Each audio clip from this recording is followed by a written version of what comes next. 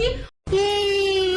मुझे तो नान खटाई खानी है, मैं नान खटाई खाऊं। करंट मारते हैं, कभी तो इतने तकड़े तकड़े वो फरहाना को ऐसे ऐसे करंट लगाए हैं इन लोगों ने, और वो इतनी देर में तो इंसान छोड़कर भाग जाता है। या तो फिर मैं ये बोलूंगी ये जानबूझकर इतनी तेज तेज चिल्लाते हैं और ये है विशाल वाला सीन। ये एडिटर्स इतने पागल हो चुके हैं, मतलब इतना तो पागल हमारा भी एडिटर नहीं होगा, वो बहुत सी जगह घटियापन कर देता है, जाहिर सी बात है।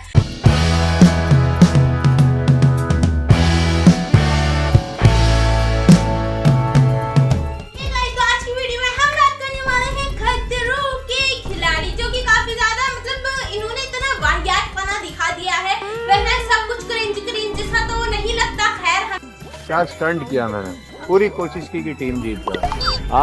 सामने वाली हम इतना भी नहीं गिरेंगे, झूठ नहीं बोलेंगे अपनी वीडियोस के व्यूज के चक्करों में, लेकिन ये सारी चीजें जो दिखा रहे हैं काफी ज्यादा वाहियात किस्म की दिखा रहे हैं। जैसे कि वैक्स वाला अभी स्टंट आने वाला है इन लोगों का। अब जैसे कि विशाल हमारा, विशाल बैड लक, आज आपको यहाँ से जाना होगा। जो कि एलिमिनेट हुआ, लेकिन इन्होंने नेक्स्ट प्रोमो में उसे खड़ा हुआ दिखा दिया वो शीशे के पास। एंड उन्होंने एक चीज और दिखाई, हमारी रूबीना जो है, मतलब ये इतना करवा देते हैं हमारे ये जो होते हैं कंटेस्टेंट इन लोगों से कि आप लोगों को ये करना है। वो इतना बोल रही थी वो सांपों के बीच में, और डरने की बजाय वो इतने कॉन्फिडेंट के साथ बोल रही थी कि भाई ये मत कर वो मत कर, उस चीज पर भी वो ट्रोल हो रही है। अब हमारी जैस्मीन का भी कुछ ऐसा ही चल रहा है, उसको भी ट्रोलिंग का सामना कर रहा है। वो क्यों? उनके चक्करों से, क्योंकि उनके काम ही ऐसे हैं भाई, उनके काम ही इतने घटिया है। तो जैस्मीन हमारी स्टंट करने के लिए पहुंची। मुझे तो नान खटाई खानी है, मैं नान खटाई खाऊं। और वहां जाकर वो मतलब सारी घटिया कामें कर रही थी।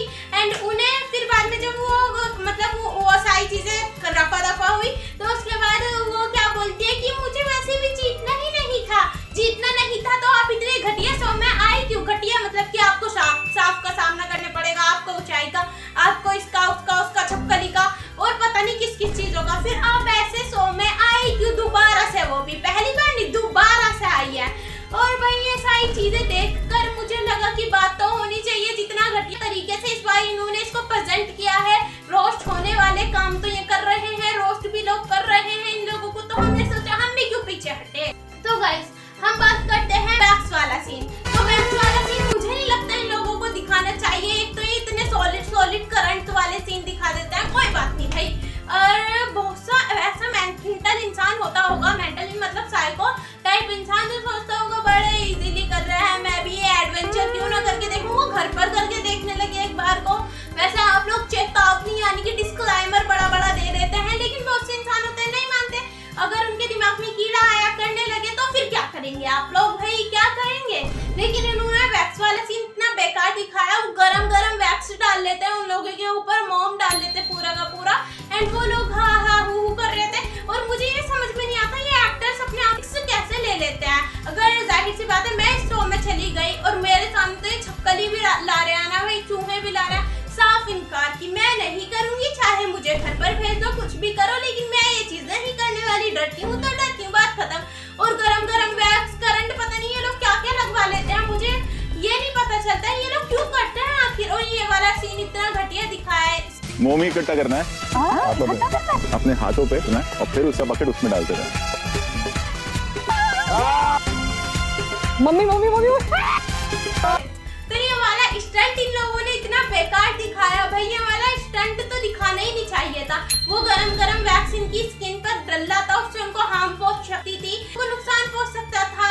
और वो जाहिर सी बात है एक्टर्स है, अगर वो भूल चुके हैं तो हम बता देते हैं। और उनके लिए ये चीजें मैन है, उनकी बॉडी उनका फेस, तो उसी के साथ खतरों से खेलना है। बहुत अच्छी बात है भाई, आप खतरों से खेले, लेकिन अपनी बॉडी के साथ तो ना खेले। फिर तो लिखते हैं बॉडी खतरों के साथ खेलो, पता नहीं क्या गलत हो गया। बॉडी के साथ खेलो वाला, खतरों के साथ नहीं, बॉडी के साथ खेलो भाई। आप ऐसे ही करते हैं। चुरा लिया है तुमने। बहुत ज्यादा है, आई स्वेयर बहुत ज्यादा है। Sorry. Careful please careful. Current मारते हैं, कभी तो इतने तकड़े वो फरहाना को ऐसे करंट लगाए हैं इन लोगों ने, और वो इतनी देर में तो इंसान छोड़कर भाग जाता है। या तो फिर मैं ये बोलूंगी ये जान